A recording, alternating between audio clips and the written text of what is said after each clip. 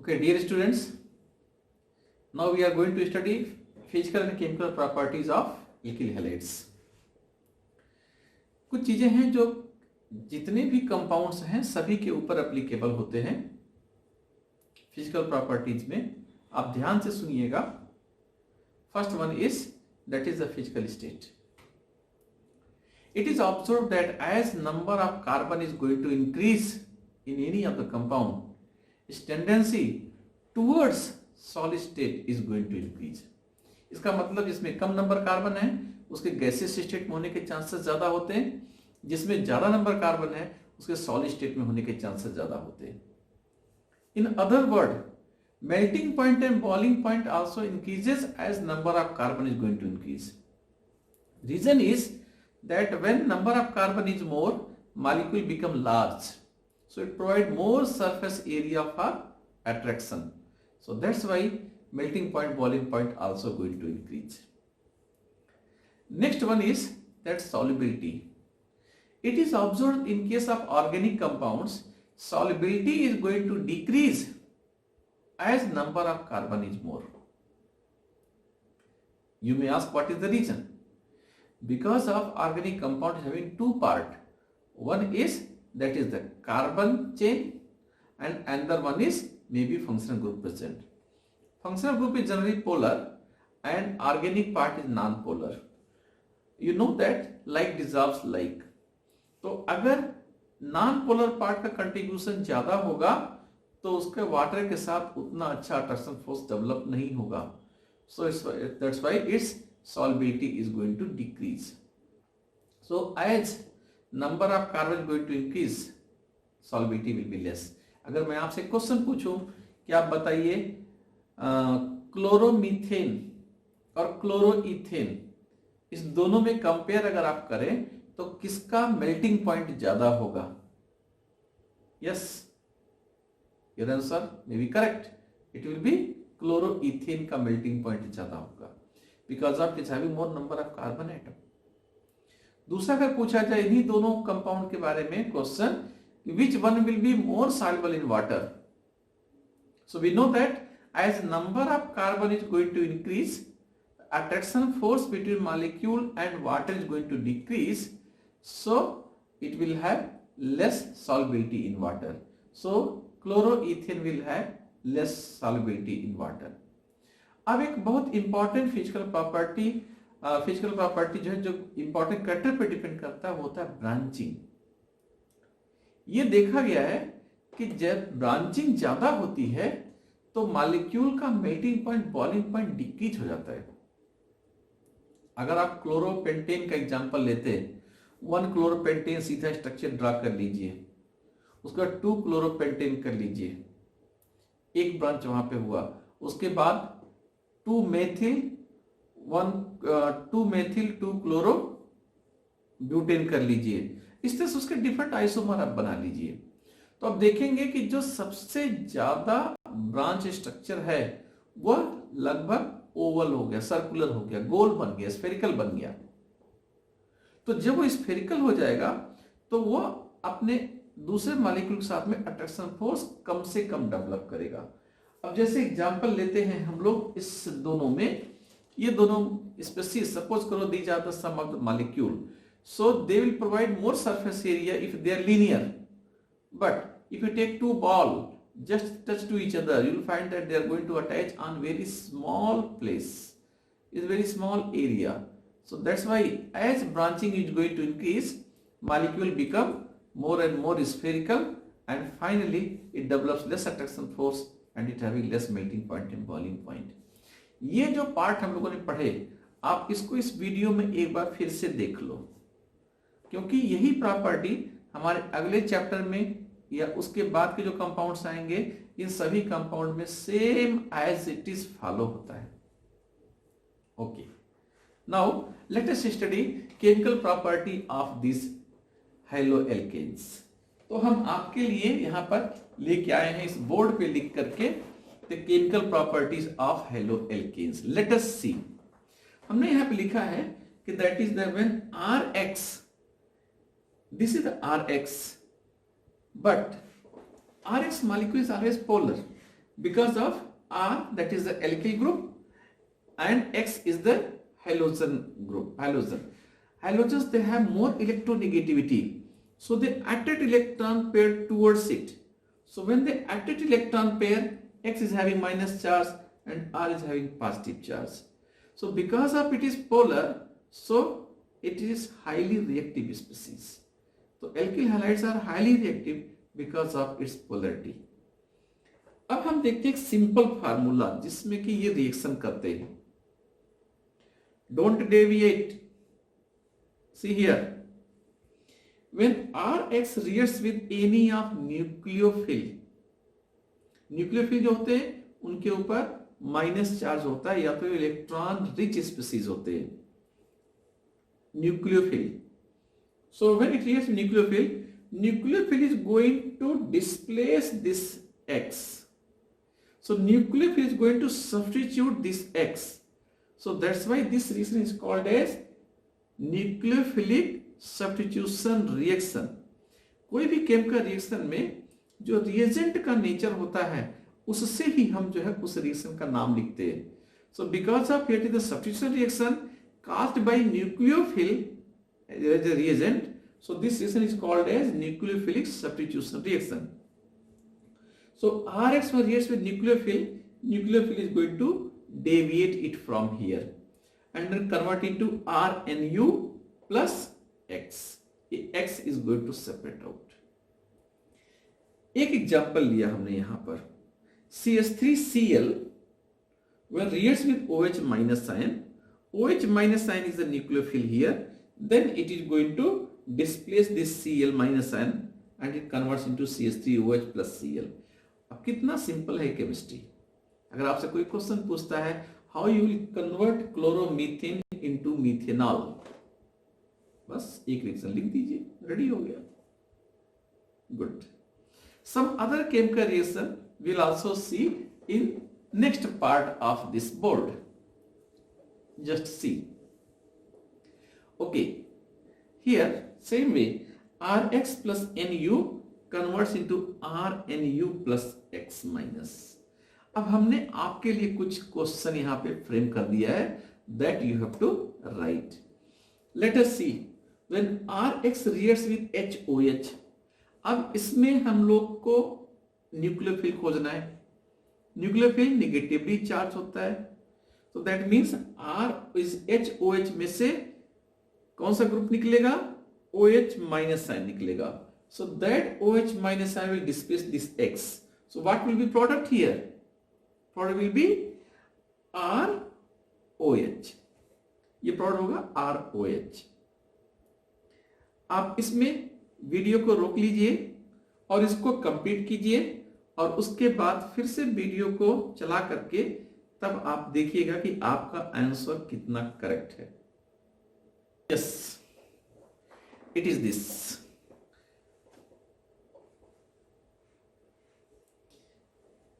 Yes, it is this. You can see if your answer is alcohol, when Rx reacts with NaOH, if it is alcohol, your answer is correct. Similarly, for second one, once again it is alcohol. For third one, it forms ether. ROR is ether. क्योंकि यहां पर क्या हो गया कि that NaX separates out and OR minus sign acts as a nucleophile. OR minus sign is one of the very strong nucleophile. So it forms ether. Next NaI, so NaX separates out and Ri, alkyl iodide going to form. आपको याद होगा Finkelstein reaction, it is. उसी तरह से ammonia से reaction जब होता है तो अमोनिया से रिएक्शन होता है तो HNH2, NH2 is the minus charge. So it forms RNH2. It forms primary amine. ये primary amine बनाता है.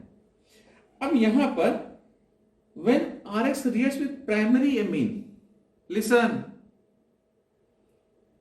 ध्यान से देखो, जब एल्किल हैलाइड अमोनिया से रिएक्शन किया तो प्राइमरी एमीन बना, और यही एल्किल हैलाइड जब प्राइमरी एमीन से रिएक्शन किया तो उस समय सेकेंडरी एमीन बना.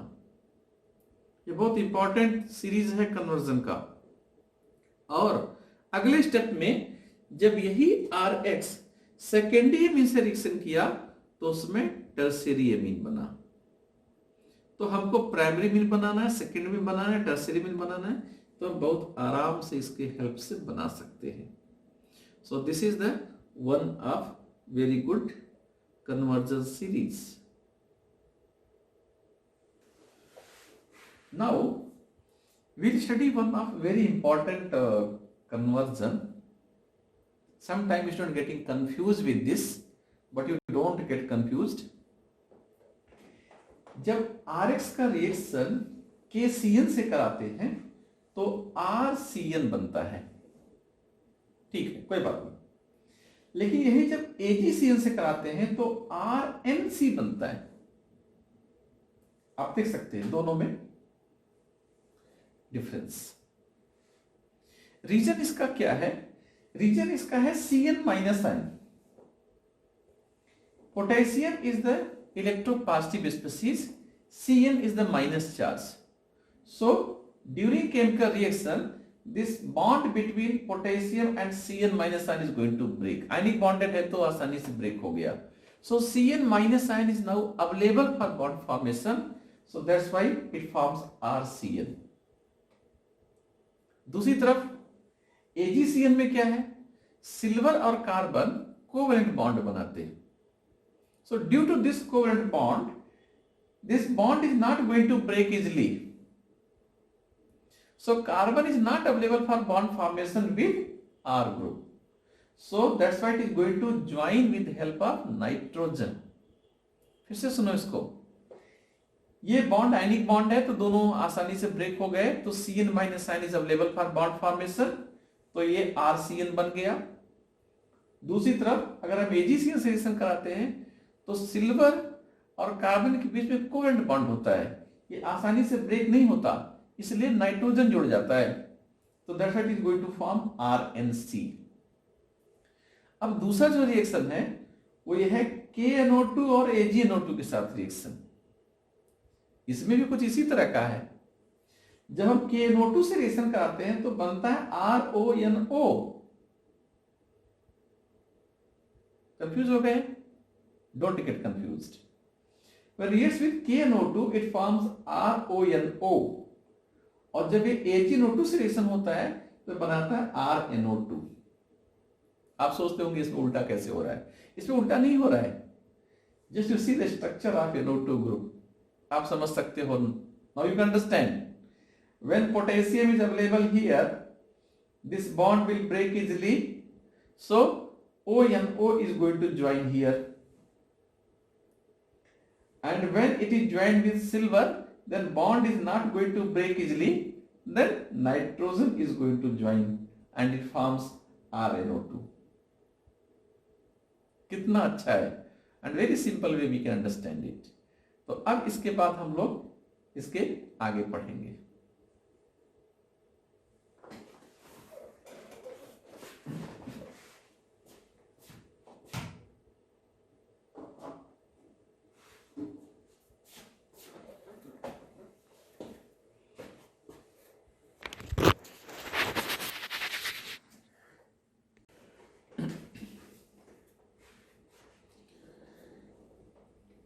Dear students, so today we are going to discuss about stereochemistry. What is stereochemistry? Stereochemistry is study of chemistry that originates from arrangement of particle in space। उसे लोग stereochemistry बोलते हैं। इसका मतलब ये होता है कि डिफरेंट तरह के अरेंजमेंट होने से मॉलिक्यूल में जो केमिस्ट्री में चेंज होता है उसकी स्टडी हम लोग स्टीरियोकेमिस्ट्री पार्ट में करते हैं। अभी हम लोग आगे इसके बारे में और ज़्यादा पढ़ेंगे। I think you are remembering that what is meaning of isomerism. Isomerism is the when substances have same molecular formula and different structures, then they are called as isomer to each other, and this phenomena is called as isomerism। इसका मतलब ये हुआ कि जब molecule का दो अलग अलग मॉलिक्यूल हो, उनका मॉलिक्यूलर फार्मूला तो सेम हो लेकिन उनका स्ट्रक्चर अलग अलग हो, तो उसे हम लोग आइसोमर्स बोलते हैं। हम लोगों ने क्लास 11th में पढ़ा है डिफरेंट टाइप के आइसोमर्स, जैसे कि chain isomer, position isomer, functional group isomer, ये सब हम लोगों ने पढ़े हुए हैं। आज हम लोग यहाँ पर वो सभी जो है स्ट्रक्चरल आइसोमर के अंतर्गत आते हैं। जैसे हम लोगों ने पढ़े आइसोमर दो तरीके से पढ़े, एक स्ट्रक्चरल आइसोमर, दूसरा स्टीरियो आइसोमर। स्ट्रक्चरल आइसोमर में chain isomer, position isomer, functional group isomer, metamer, ये वहां आता है। और स्टीरियो आइसोमर में दो चीजें हमने पढ़ी थी, एक था हमारा geometrical isomer and another one is that is optical isomer. आज इस चैप्टर में हम लोग मुख्यतया ऑप्टिकल आइसोमर पे अपने आप को कंसंट्रेट करेंगे। Okay, so let's start once again. What is the definition of isomerism? It is the phenomena in which two molecules they have same molecular formula but different structures, and these two molecules they are called as isomer to each other. That means it is a relation. Only one molecule, there will be no isomer. Isomer is the relation. So when two or more molecules have same molecular formula and different structures, they are called as isomers to each other. अब इसके बाद आता है कि isomer कितने तरीके के होते हैं। तो मेनली टू टाइप का आइसोमर हम लोग पढ़ते हैं। एक होता है कन्फॉर्मेशनल आइसोमर, दूसरा होता है configurational isomer. Let us understand.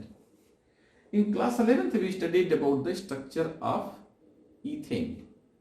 In that we observe that just you can see this structure where these two hydrogen they are coming in one alignment.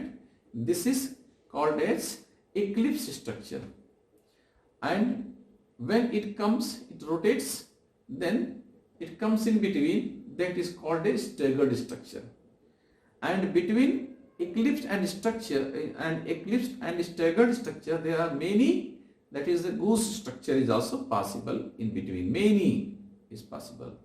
So this structure it is called as conformational isomer because of due to rotation of this bond these isomers can be converted into one form to another form. यहां पर हम आपको थोड़ा सा एक information और दे देंगे that this structure staggered form it is more stable and it is having less energy. Reason is that repulsion between the hydrogen and hydrogen will be least, so its energy will be less and stability will be more. Whereas this is eclipse structure, difference between hydrogen and hydrogen is least, it is not more. So these species it will have more energy and less stability. एक बार फिर से पढ़ेंगे इसको हम लोग।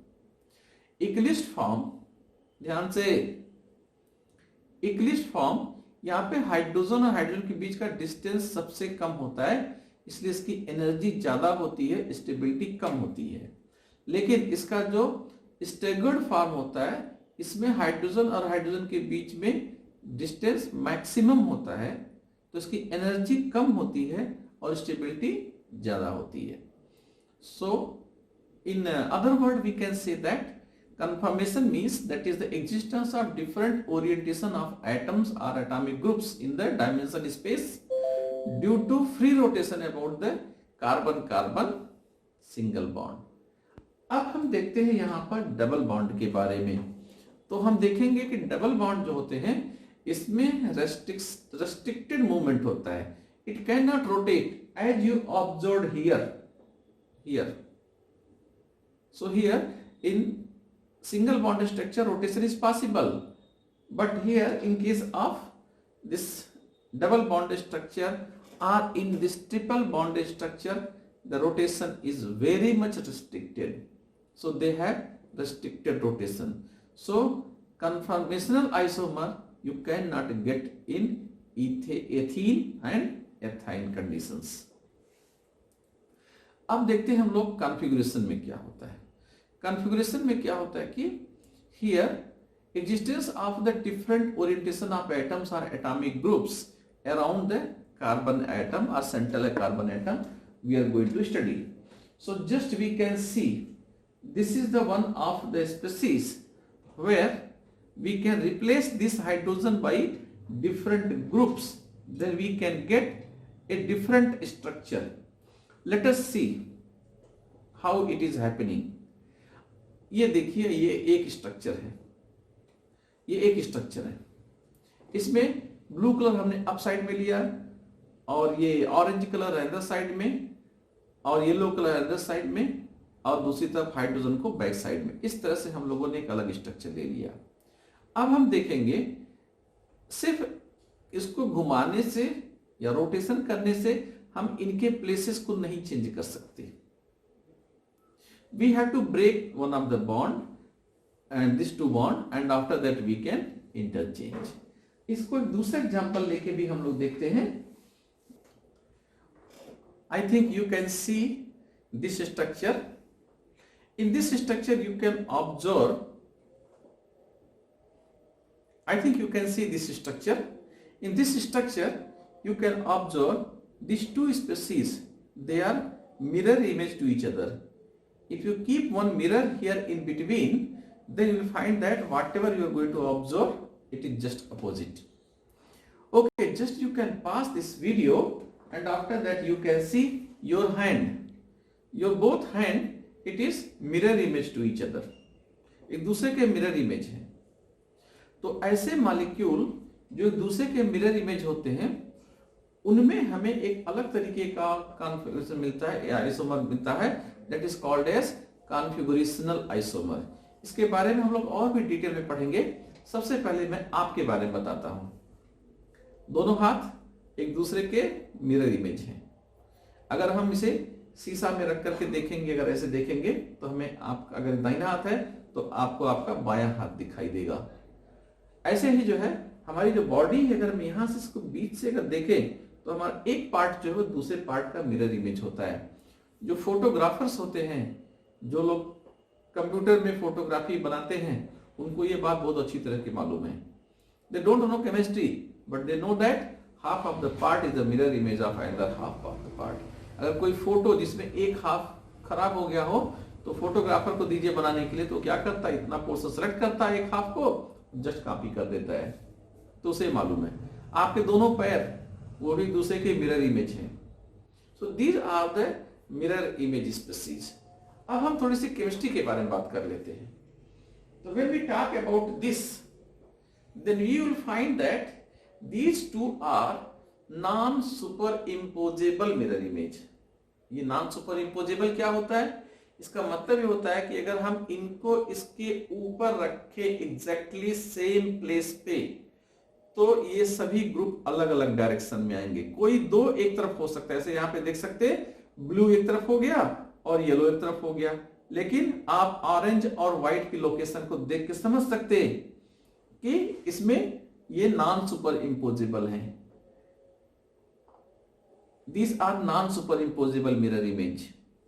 So it is observed that, और इसमें हम इंटरचेंज अगर करना चाहें तो, अगर आप चाहते हैं कि ये मॉलिक्यूल भी एग्जैक्ट ऐसे ही बन जाए, तो आप कितना भी इसको रोटेट करो, ये रोटेट करने से नहीं बनेगा।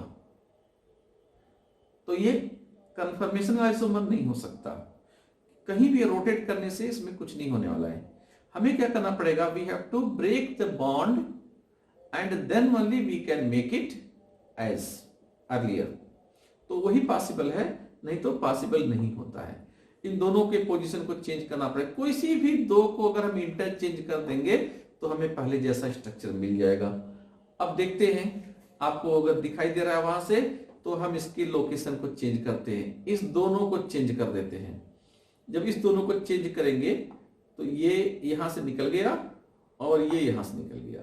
अब इसको लगा दिया हमने यहां पर ऊपर के साइड में, और इसको यहां पे लगा दिया, हम यहां पर लगा दिए। इसकी लोकेशन को हमने चेंज कर दिया। अब चेंज करने से क्या होगा? Now after changing you can see that you can make it as the mirror image. कैसे बना सकते हैं? देख सकते हैं हम लोग। ये येलो है तो ये ऐसे करना है जिससे कि ये इस डायरेक्शन में आ जाए। ये यहां आ गया, तो ये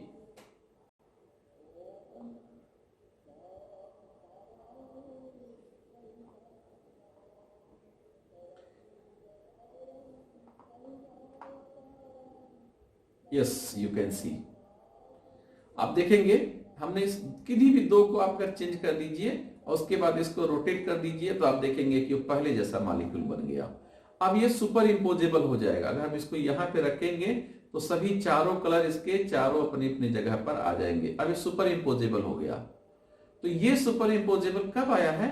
जब हमने इसके बॉन्ड को ब्रेक करके नया बॉन्ड बना दिया। और पहले जैसे अगर किसी भी दो को फिर से इंटरचेंज कर देंगे तो ये फिर से नॉन सुपर इंपोजेबल इमेज हो जाएगा। अब फिर से यहां पे लगा देते हैं ब्लू को और इस साइड में लगा देते हैं हम रेड को, तो हम देखेंगे कि ये फिर से non superimposable mirror image ready हो गया। ये देखिए नॉन सुपर इंपोजेबल। अब इसको अगर हम यहां पे रखेंगे तो we can see that yellow colour is matching and this pink colour is matching, but this blue color and white color is not matching. So this model you can take and after that you can do it, you can understand in further better way.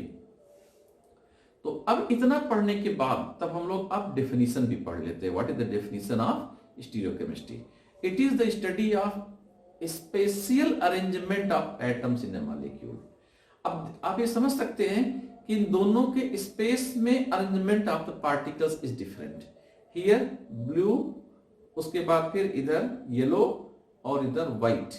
ये जो movement है ये आपकी तरफ से अगर हम देखें इस तरह से तो ये क्लॉकवाइज मूवमेंट है, क्लॉकवाइज मूवमेंट है। उसमें ब्लू, येलो और व्हाइट, आप देखेंगे ब्लू, येलो, व्हाइट क्लॉकवाइज। यहाँ पे ब्लू, व्हाइट और येलो और व्हाइट ये एंटी क्लॉकवाइज हो गया। तो ये जो अरेंजमेंट है पार्टिकल का वो डिफरेंट है। So that's why this two they will be called as stereoisomer. अब इसके बाद हम एक देख सकते हैं यहां पर कि एक स्पेशल टाइप का आइसोमर होता है that is called as optical isomer.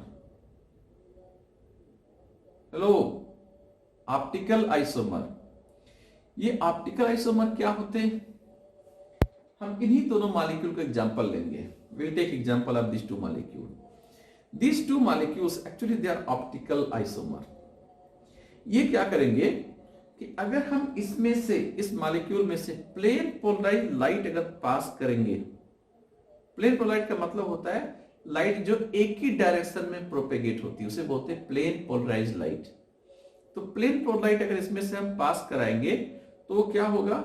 Either it will rotate light into clockwise or in anti-clockwise. If it rotates in any of the side, then this molecule will be called as optical active compound. And if it is rotating in clockwise, it will be called as dextrorotatory. And if it is rotating in anti-clockwise, it will be called as levorotatory molecule. अब ये question आता है, इसको क्यों पढ़ना है? Yes, इसे पढ़ने से क्या फायदा हमको? What is the need? इसकी बहुत जरूरत है क्योंकि हमारे बॉडी में जो केमिकल रिएक्शंस होते हैं, there is no any process in our body can take place without a chemical reaction. One. Second one is all chemical reaction that happening in our body they require this enzymes. And all these enzymes, they have their active site in one side. So a particular structured species only can join. आपने पढ़ा होगा कि enzymes are very specific. What is meaning of this specific nature? Specific nature means they can catalyze to a particular chemical reaction in which a particular reactant is going to attach there. जैसे आपने पढ़ा होगा dextrose. Dextrose में क्या होता है कि वहां पर नीचे की तरफ में जो OH ग्रुप है राइट साइड में होता है। अगर हम कोई ऐसा ग्लूकोज का मॉलिक्यूल बनाएं जिसमें OH ग्रुप लेफ्ट साइड में हो और उसको 1 किलो भी अगर हम खा जाएं तो हमारे बॉडी में वो एनर्जी नहीं देगा। क्यों?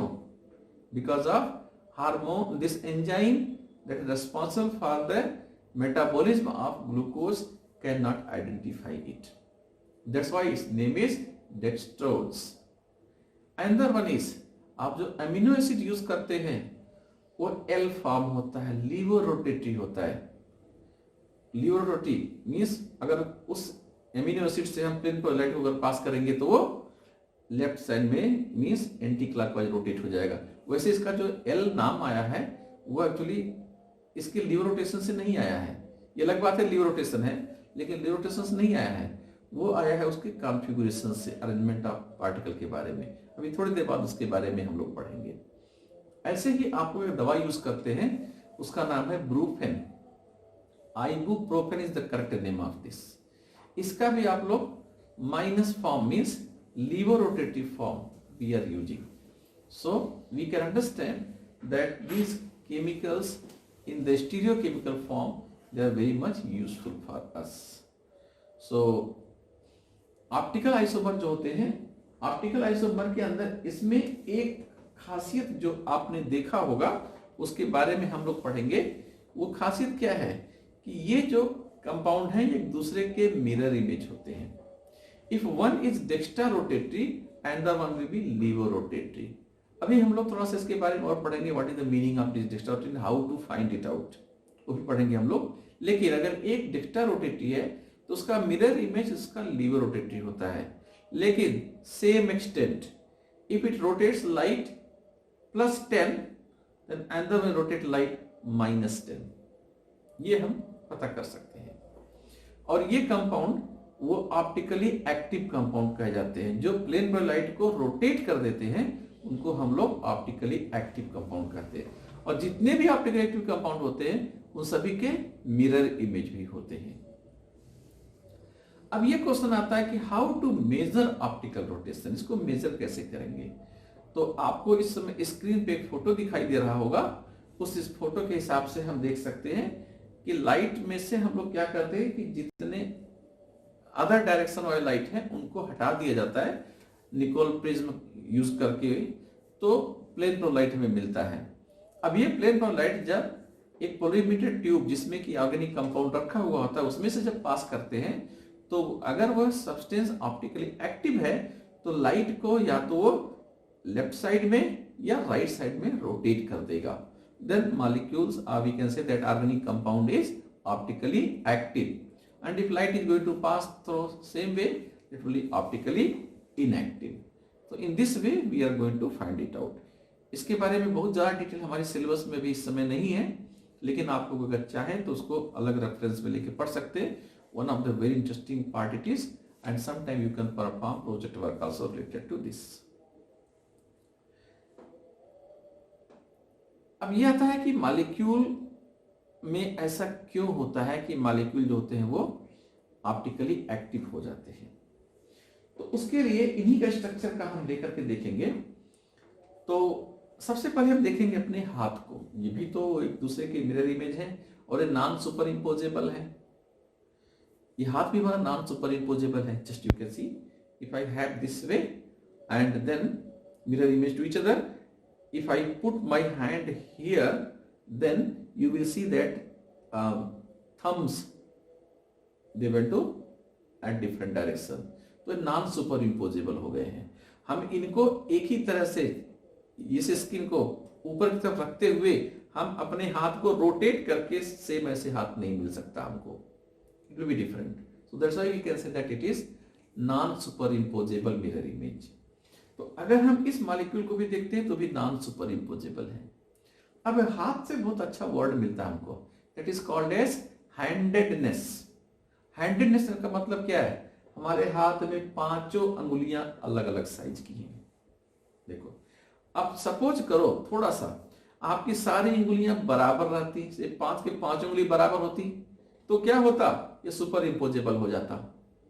But because of all these fingers are of different shape as well as size, so we can say that our hands are non superimposable because of this handedness. ऐसे मॉलिक्यूल में भी है, इसमें भी handedness है. You can see that all 4 groups attached to around this carbon atom is having handedness. Means all the 4 groups are different. तो ऐसा कोई भी मॉलिक्यूल जिसमें 100नेस हो या फिर उसमें ग्रुप जुड़े हुए जो हो वो सभी अलग अलग अगर हैं तो उसमें ऑप्टिकल एक्टिविटी होने का चांस मैक्सिमम होता है। अब आप सोच रहे होंगे कि हमने ये वर्ड क्यों यूज किया, मैक्सिमम होता है, हमने ये क्यों नहीं कहा कि जरूर होता है।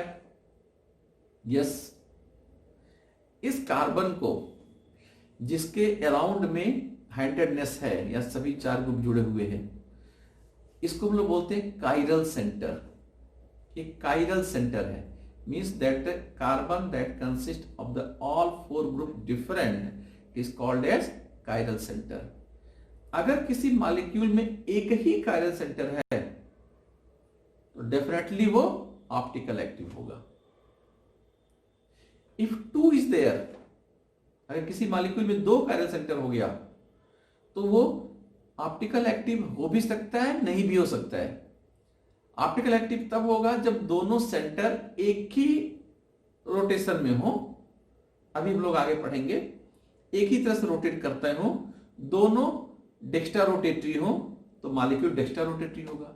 लेकिन अगर एक सेंटर डेक्स्ट्रा रोटेटरी है और दूसरा सेंटर लीवर रोटेटरी है, means one of chiral centre is dextrorotatory and another chiral center is lever rotatory, then molecule will be optically inactive. So in a very simple form, if molecule has odd number of chiral center 1, 3, 5, 7, 9, 11 or more, it will be optically active. And if molecule is having even number of chiral center, then it may or may not. Then we have to see orientation and after that only we can predict. Okay. अब इन दोनों को chemistry के language में हम लोग बोलते हैं enantiomer. So enantiomers are stereoisomers which are non superimposable mirror image, they are called as enantiomers. एक और वर्ड आएगा आपके केमिस्ट्री में, कहीं कहीं आप जब कॉम्पिटिटिव एग्जामिनेशन की तैयारी करेंगे तो पढ़ेंगे, उनको बोलते हैं डायस्टीरियोमर्स। डायस्टीरियोमर्स ऐसे होते हैं, they are also stereoisomer but they are not mirror image to each other, कोई दूसरे के मिरर इमेज नहीं होते। ओके, अब हम इनेंसियोमर्स को, ये दोनों दूसरे के इनेंसियोमर हैं, इनको हम स्मॉल डी और स्मॉल एल से रिप्रेजेंट करते हैं। Small d and small l, whatever is the name of this molecule, first you to write small d, then space need dash, and after that name of this compound, like D ascorbic acid ऐसे लिख सकते हैं, और lactic acid इस तरह से लिख सकते हैं। और दूसरा जो इसका मिरर इमेज होगा वो स्मॉल एल से लिखा जाएगा। आपको हम बताएं स्मॉल डी और स्मॉल एल इसके ऑप्टिकल एक्टिविटी को इंडिकेट करते हैं। स्मॉल डी का मतलब होता है डेक्स्ट्रा रोटेटरी, स्मॉल एल का मतलब होता है levorotatory. But now these days small d is represented by plus sign. Plus sign means dextrorotatory, minus sign means levorotatory. अब डी और l, small d small l का use बहुत कम होता है, प्लस और minus लिखते हैं। अब एक question, the question is suppose both is mixed together in equal amount, इसका भी 1 मोल और इसका भी 1 मोल ले करके एक में मिला दें तो क्या होगा? तो that solution will be called as racemic mixture. Racemic mixture का मतलब होता है that is having equimolar ratio of the dextrorotatory as well as levorotatory. And then what will be optical activity of this solution? It will be optically inactive, क्योंकि इसने जितना rotate किया clockwise, इसने उतना ही rotate कर दिया anticlockwise. तो अगर ये यहां से इतना रोटेट हो गया क्लॉकवाइज तो दूसरे ने उसको उतना ही रोटेट कर दिया एंटी क्लॉकवाइज, तो then net optical activity is 0। So and this is called as external compensation, इसे हम लोग एक्सटर्नल कंपनसेशन बोलते हैं। सो we can understand in this way that what is the importance of this. Okay, तो अब हम जो है इतना पढ़ने के बाद तब हम देखेंगे कैपिटल डी और कैपिटल एल कॉन्फ़िगरेशन, जो कि हमारे बायोमॉलिक्यूल्स में आता है और बॉडी में जो मॉलिक्यूल्स हैं उनमें आता है। इनके बारे में स्टडी करते हैं। आपकी स्क्रीन पे जो इमेज दिखाई दे रहा है उसमें देख सकते हैं आप डी ग्लिसरल्डिहाइड को हम लोगों ने रेफरेंस लिया है। इसमें डी ग्लिसरल्डिहाइड 3 कार्बन का एक एल्डिहाइड ग्रुप है। इसमें CHO ग्रुप अपसाइड में और COH ग्रुप डाउन साइड में होता है। अब नीचे से सेकेंड नंबर ऑफ कार्बन उससे देखेंगे OH group is present at right side, if we called as capital D glyceraldehyde, and molecule in which present at left side it is called as capital L glyceraldehyde. तो ये capital D और capital L जो है orientation होता है। आप जब glucose की स्टडी करते हैं इसमें कहते हैं डेक्सट्रोज, तो यहाँ पे जो डेक्स्ट वर्ड यूज किया गया है एक्चुअली कैपिटल D है। मीन्स जब हम ग्लूकोज का स्ट्रक्चर ड्रा करेंगे तो नीचे से सेकेंड कार्बन पे OH ग्रुप राइट साइड में होगा, so that is the capital D glucose. उसी तरह से हम लोग जब एमिनो एसिड को यूज करते हैं तो देख सकते हैं नीचे से जो दूसरा कार्बन है वहां से NH2 ग्रुप अगर राइट साइड में है तो D फॉर्म है और अगर लेफ्ट साइड में है तो L फॉर्म में है। लेकिन हमारी बॉडी में जो अमीनो एसिड हम लोग यूज करते हैं वो L फॉर्म का अमीनो एसिड यूज होता है। मीन्स जितने भी हमारे पास एंजाइम्स हैं जो प्रोटीन डाइजेशन में इन्वॉल्व होते हैं उनका जो एक्टिव साइट होता है जो NH2 ग्रुप को पकड़ता है वो लेफ्ट साइड में होता है। अब आता है कि हम लोग कैसे नंबर ऑफ आइसोमर को पता करेंगे। नंबर ऑफ आइसोमर पता करने का सबसे सिंपल तरीका है जो कि सिंपल मॉलिक्यूल्स में यूज होता है 2 to power n। यहाँ पे n जो है वो कायरल सेंटर को इंडिकेट करता है।